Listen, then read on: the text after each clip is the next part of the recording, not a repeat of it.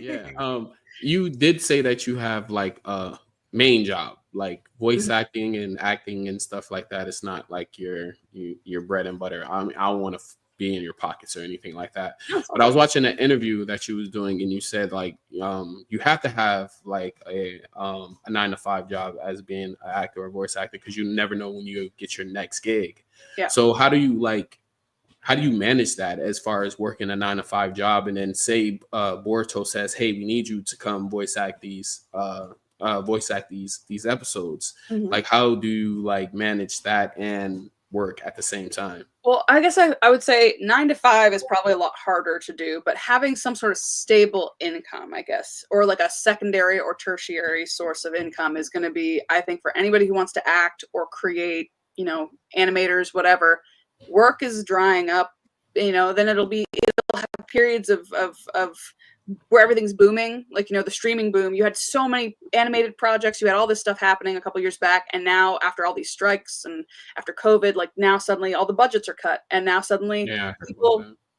people in LA are scrambling. You have all these people who have never been out of work, like crew people.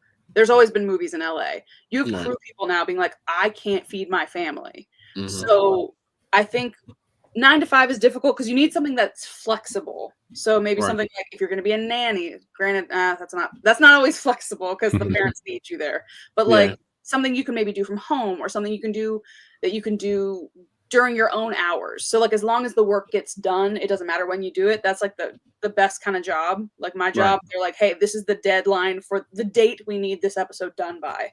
So I Right. can choose when I want to work on it during that week. Oh, So really? Okay.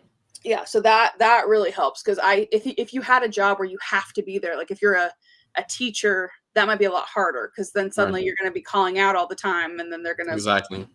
so, but you could be a substitute teacher. True. I was looking into that at one point because substitute teaching, they usually they might call you morning of. You're not going to get a session day of normally. Normally they Right. will let you know at least a day or a couple days in advance. They might even Got ask you. a couple weeks in advance. So you'll kind of have an idea of what your schedule will be. So jobs like that where you can kind of pick and choose like as it work or as it comes, those are good for freelancers. Basically, you want to have just sources of income. Maybe you're a tutor or something like that. You're really good at, I don't know, computer software engineering, and you're like, you can be a consultant, like a coach, something like that, where you can kind of make your own hours, but you don't have to depend on acting because you might have 6 months or a year where you're not booking anything. Like you're no longer in favor. You're not the it person anymore. And now they want to hear these new voices, and then it comes back to you. Like you just never know. Or your type, like suddenly like ethnically ambiguous is back in, and then it's not, and then it's Midwest. Like there's just so many things you can't control. Yeah, no, I was just wondering that. Yeah, because you said that. And one thing I'll email you about it. I really want you to teach me day trading. I also heard that you said that you do that. I haven't done So that in a while, so you haven't? I might be a little rusty on that. I was doing more, I guess, what would be like swing trading. I was learning how to do Okay. day trading, but then I get hobbies for like 6 months or to a year, and then I stopped doing them. That was my hobby during 2020. Sounds good. Yeah. I'm not necessarily. Me personally, I don't really like to talk about like cryptos or NFTs too much on my channel because a lot of creators are kind of they aren't necessarily the most responsible with it. But have you been dabbling into the meme coins? I haven't. My boyfriend's into Shiba Inu or whatever, and like it went up recently, and he was like, "Oh my gosh, I made a couple $100." Yeah, it's going crazy right now. I know, I understand that, like, it's like I said earlier, I should be an early adopter of the technology, but I'm just like, I'm trying to pay my bills. I'm not going to invest in stuff right now that I don't know what it is, but I'm sure I'm going to miss out. Like I missed out on Bitcoin. So Man, for real. I'm so mad I missed out on that. Yeah, as long as you're not completely like stressing out over it, I'm pretty sure there's going to be another big thing that you could probably hop onto. But that's kind of what he's like with Shiba. He's like, yeah, it's kind of a joke, but at the same time, he's like, You know, could go Yeah. up. And he bought like 1,000 of it when it's like 0.00000, like it cost him like nothing. But he's like, if it ever gets to a penny or something, he's like, I'd make this much. If it gets to Yeah. $1, I'd make this much. He's rich. Yeah. Hey, so I did also see that I don't know if you are still or not because this interview was 2 years ago. Yeah, I might be a different person now. Yeah, exactly. I've been noticing that. You said that you're a comic, and I want to do stand-up comedy. That's on my bucket list. So that's something that you see yourself doing in the future, like in the long run. And like, It was do you something have I any did. comic books online? I did a little bit of stand-up back in before it was probably like 2018, 2019.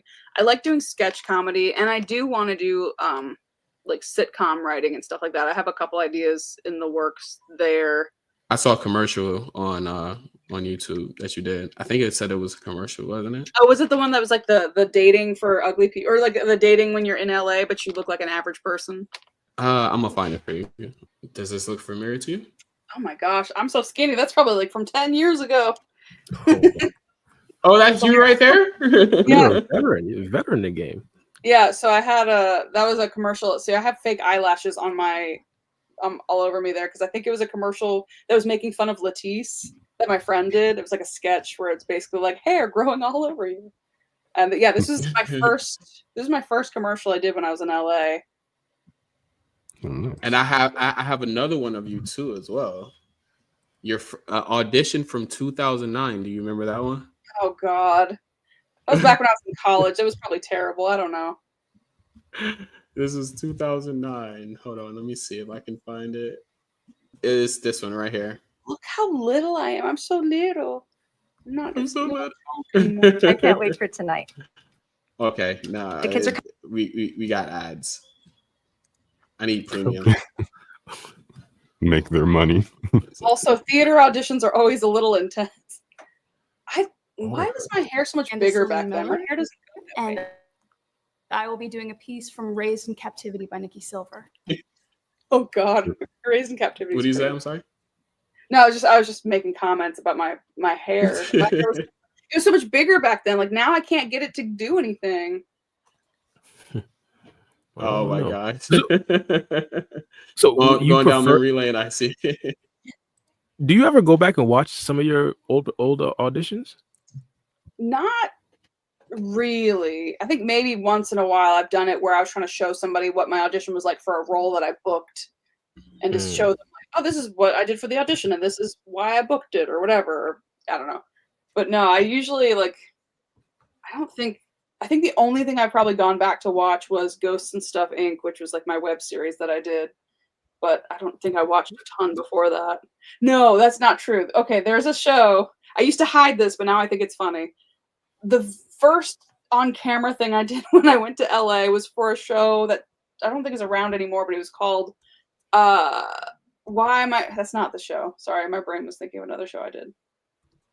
Pregnant. I didn't know I was pregnant. That's the show. I'm about to say you did a lot of shows. It was a show it was called I Didn't Know I Was Pregnant, and it's a reenactment show. And I was so embarrassed about it for a while because is it that A&E show? I didn't know I was pregnant. It was is it like TLC, I think. And it was TLC, sorry, yeah. And it was like they had like 5 or 6 seasons of this show. They do, yeah. Where like there are that many women who did not know they were pregnant until they were in labor. So my character was like this college basketball player, and I had to like shoot hoops, but I was terrible. And like my brother's always making fun of my form when he watches the episode. Like I'm just like, yeah, and like me dribbling and doing stuff. But they also, oh my God, there's just so many crazy stories from that one. I don't know if you want me to get into it, but that one is probably one of the cringy ones, but like it's still funny to me. I used to be like, I don't want anybody to see this ever. This can't see the light of day. But I'm like, you know what?